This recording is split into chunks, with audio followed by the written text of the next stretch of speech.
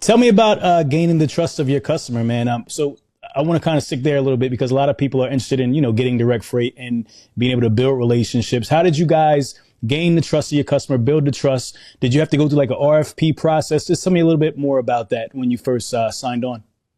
Yeah. So I think, just over the years, any customer we work with, the process is somewhat similar. As you start with an RFP, right? So pricing has to be there. As much as they like you, as much as they like the family business story, they care about how much dollars are they spending, especially the bigger the company.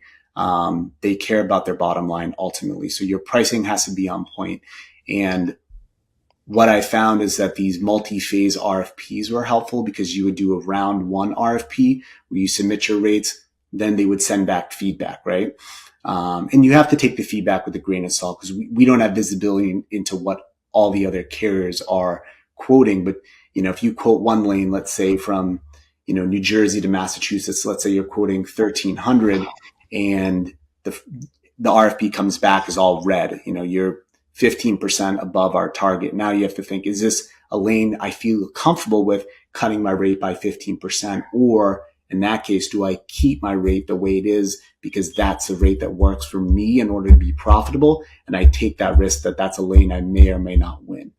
So then you go through the RFP process. Eventually they have an award at the end of the RFP. You find out what lanes that you run, that you've won. And then from there, you start servicing the loads. And that's where, service becomes paramount because ultimately you can give whatever pricing you want to win business. But if you can't ultimately service it, and you can't service it well, you can't keep your customers updated on anytime there's issues with pickups or deliveries, then you're going to lose that customer pretty quick. So the service is the key part, right? It's 50% of the job is winning the freight.